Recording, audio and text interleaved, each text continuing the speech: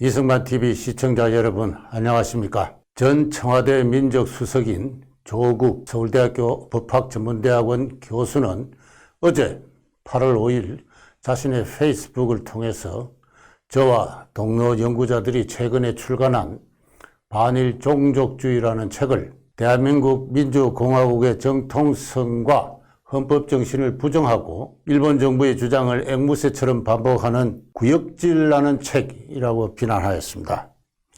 또한 저와 저의 동료 연구자를 부역 매국 친일파라고 매도하였습니다.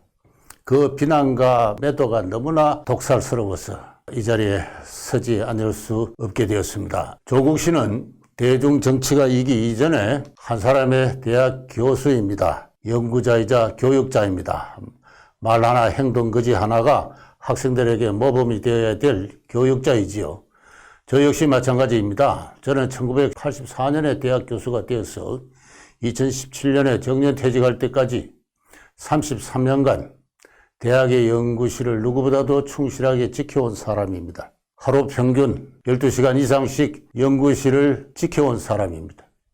제가 근무했던 성균관대학과 서울대학교에서 토요일, 일요일을 막론하고 밤늦게까지 연구실에 불을 밝힌 연구자의 한 사람입니다. 대학 밖을 나와서 정치권을 기웃거리거나 그 흔한 정부 산하의 위원회에 초빙되어 참여한 적은 한 번도 없습니다. 2016년 제가 정년을 하는 그 해에 사회통합위원회라는 위원회의 장을 6개월간 맡은 적이 있습니다만 그것은 정부의 산하기구도 아니거니와 무슨 권한과 책무가 있어서 활동을 한 그런 기구도 아니었습니다.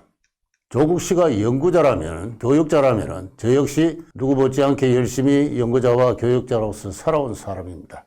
그래서 연구자와 교육자 상호 간에 토론과 비판을 할 때는 지켜야 될 검도가 있습니다. 비록 생각이 다르지만 그 생각의 거리가 아무리 멀다고는 하지만 구역질이 난다든가 하는 격한 욕설로 상대방을 매도하는 것은 연구자, 교육자 사회에 있어서는 있을 수 없는 일입니다. 저는 그런 일이 우리의 연구자 사회 이전의 역사에서 있었는지를 알지 못하고 있습니다. 저는 조국 씨에게 묻습니다. 그 말버릇을 어디서 배웠느냐고 말이죠.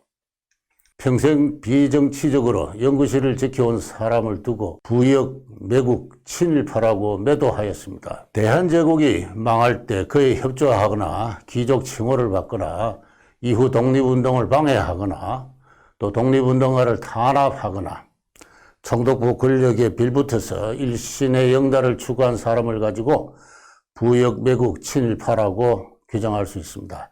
저는 1951년생입니다. 해방 이후에 태어난 사람입니다. 친일파와 활동한 그런 역사와는 전혀 무관한 사람입니다. 친일파를 집안의 조상으로 둔 사람도 아닙니다. 저는 오히려 독립운동가의 후손입니다. 대한민국 임시정부의 마지막 국무령으로서 김구성 선생과 함께 임시정부를 사실상 끝까지 지켜온 차이석 선생은 저의 외정조부가 됩니다. 저는 어릴 때부터 독립운동가의 후손임을 자랑스럽게 여기면서 자라온 그런 사람입니다. 그러한 저를 부역, 매국, 친일파로 규정하겠다면 그 용어에 대한 정의가 필요합니다. 조국 씨는 연구자가 아닙니까? 저를 부역, 매국, 친일파로 규정하겠다면 그 시대와는 무관한 해방 후에 태어나서 21세기를 사는 어느 한국인을 부역, 매국, 친일파로 규정하겠다면 어떠한 행동과 조건이 필요한지를 밝혀야 됩니다. 다시 말해서 21세기 사는 우리 한국인이 어떻게 행동하고 어떠한 조건을 갖추면 부역, 매국, 친일파가 되는지를 명확하게 밝혀주시기 바랍니다. 조국 씨는 우리가 편찬한 책 반일 종족주의가 헌법 정신을 부정했다고 비난하고 있습니다. 저는 과연 조국 씨가 저에 대해서 얼마나 알고 있는지 의심하지 않을 수가 없습니다. 조국 씨는 제가 쓴 대한민국 이야기, 대한민국 역사, 그리고 저의 평생에 걸친 연구성과를 집대성한 한국경제사라는 책을 읽어봤습니까?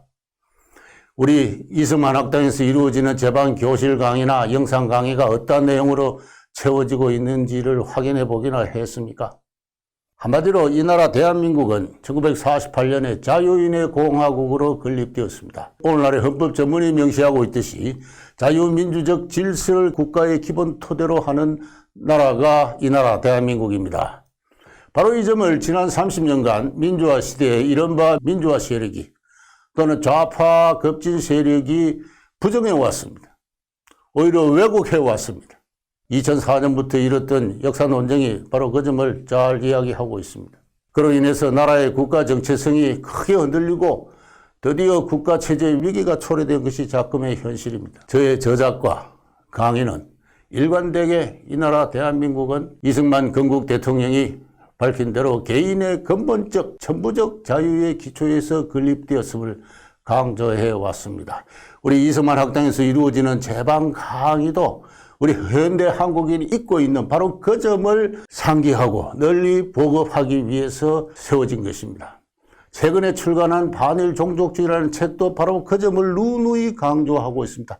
특히 책의 결론장에 가게 되면은 바로 그 건국의 기본 정신을 우리가 잊어버렸어요. 이 나라가 다시 한번 망국의 위기에 봉착해 있습니다라고 눈물겹게 서술했던 것입니다. 조국 씨가 말하는 우리나라의 헌법 정신은 도대체 무엇을 말합니까? 개인의 근본적인 자유를 빼놓고 헌법 정신을 이야기할 수 있습니까? 그것이야말로 제가 일관되게 10여 년 전부터 강조해온 것입니다. 주제하시다시피 현 문재인 정부의 집권 세력은 집권 초기에 개헌을 시도하면서 우리의 헌법에서 자유민주적 질서에서 그 자유 두 글자를 삭제하자고 주장했습니다. 그에 대한 조국 씨의 입장은 어떠합니까?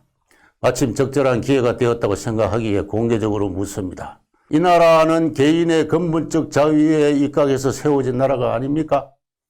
바로 그 점을 강조하고자 했던 것이 우리의 책 반일 종족주의가 아닙니까? 책을 읽고 그 점을 확인한 다음에 그에 대해서 대답해 주시길 바랍니다. 조국 씨는 우리 책이 일본 정부의 주장을 앵무새처럼 반복한다고 했습니다. 조국 씨는 우리 책의 어느 대목이 그러한지를 명확하게 분명히 지적해 주시길 바랍니다. 지금도 가장 뜨거운 감자로 되고 있는 이 피증용자의 임금 문제와 관련해서 이야기해 보겠습니다. 우리 책에 실린 이우연 박사의 논문이 바로 그것입니다.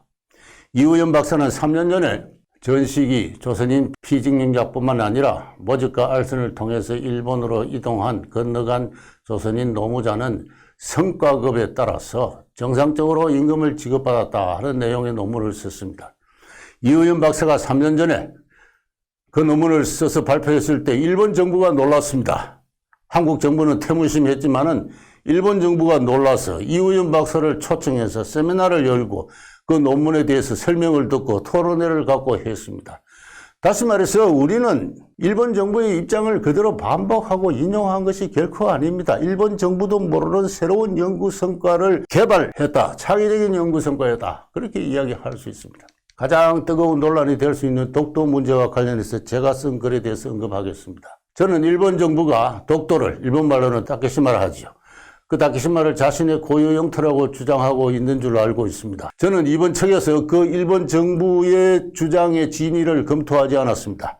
저는 그에 대해서 관심을 두지 않았습니다. 제가 관심을 두고 검토한 것은 우리 한국 정부가 독도를 역사적으로 자신의 고유 영토라고 주장하고 교과서에까지 쓰고 있는 그 주장의 근거와 논리, 그것을 검토하였습니다. 제 논리, 실정, 그리고 결론은 아마 한국 내에서 초유의 것이라고 생각합니다. 저는 이 글에서 아무도 알지 못했던 자료, 지도자료 2개를 소개했습니다. 그만큼 창발적이라고 자부합니다. 일본 정부는 아마도 저의 논문을 통해서 많은 새로운 사실을 알게 되었을 겁니다. 다른 챕터 하나하나에 대해서도 다 그렇게 설명해 줄 수 있습니다. 우리는 연구자로서 우리의 실정과 논리를 창의적으로 개발했고 그것을 창과 방패로 하여 용감하게 기존의 반일 종족주의의 통념에 도전하고 있는 것입니다.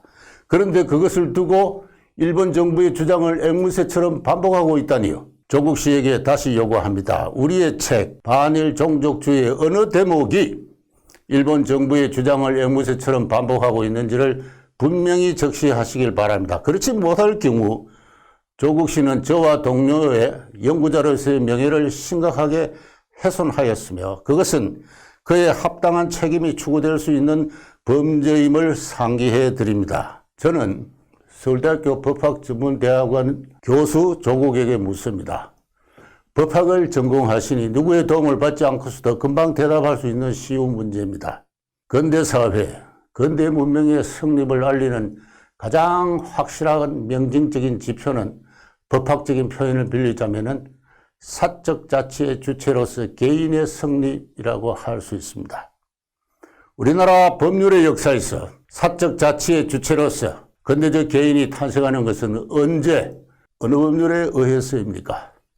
저는 경제사 연구이지만 이 문제는 경제사 연구와 관련해서도 너무나 중요한 문제이기 때문에 제 나름대로 천착했으며 그 결과를 저의 연구소에서 서술한 적이 있습니다. 저는 법학 교수로서 조국 씨가 이 문제를 모를 리가 없다고 생각하고 또 이 문제에 대한 질문을 회피할 수 없다고 생각합니다. 대답해 주시기 바랍니다. 우리 한국의 법률의 역사에 있어서 사적 자치의 주체로서 개인의 탄생은 언제 어느 법률에 의해서입니까? 대답을 하시면 그를 두고 저와 진지한 학술적인 논쟁을 벌일 수 있기를 저는 기대해 봅니다.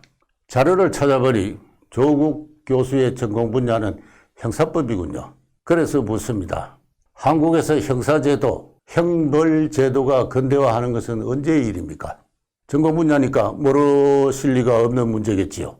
쉽게 대답할 수 있으리라 생각합니다. 관련하여 한 가지 책을 소개하겠습니다.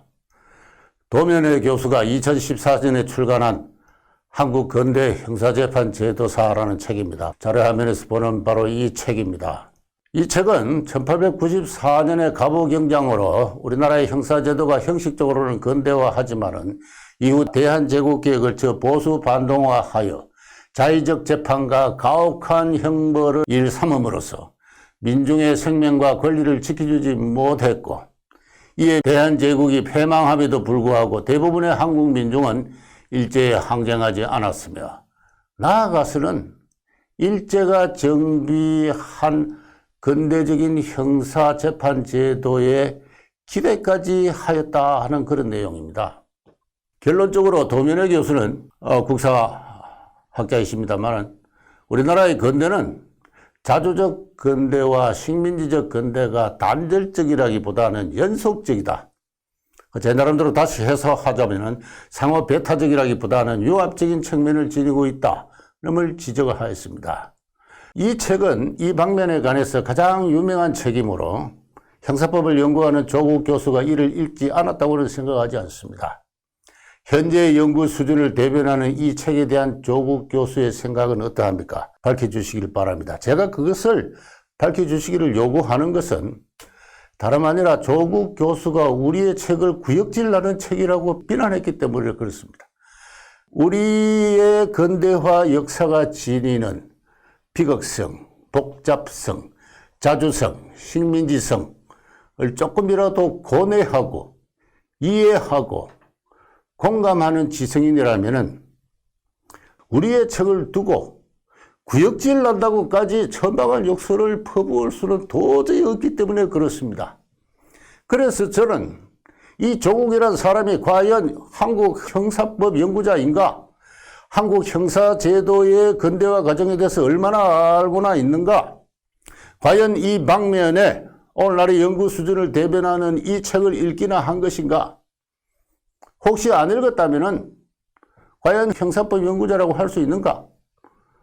혹 읽고 그에 조금이라도 동감했다면 그와 맥락을 달리하지 않는 우리의 책을 두고 이렇게까지 시정잡혀도 함부로 입에 담을 수 없는 욕설을 할 수가 있는가? 라는 그러한 생각이 들었기 때문에 그렇습니다. 두 가지 질문을 하였습니다. 한국 법률의 역사에서 사적 자치의 주체로서 개인의 탄생을 알리는 법제상의 변혁은 언제였습니까? 두 번째, 한국 형사 형벌제도가 근대적으로 정비되는 것은 언제부터입니까? 그대가 진정 연구자라면 제가 던지는 이 질문을 비켜나가서는 안 됩니다. 그대는 부지불식간에 경박한 손가락질 페이스북 노름으로 우리 근현대사의 가장 논쟁적인 분야에 뛰어들었습니다. 알기는 하고 있습니까? 연구자라면 진중하게 형식을 갖춘 글로서 대답해 주시길 요청합니다. 그 대답을 듣고 저는 논쟁의 제2라운드를 펼칠 계획입니다. 오늘은 여기까지 하겠습니다.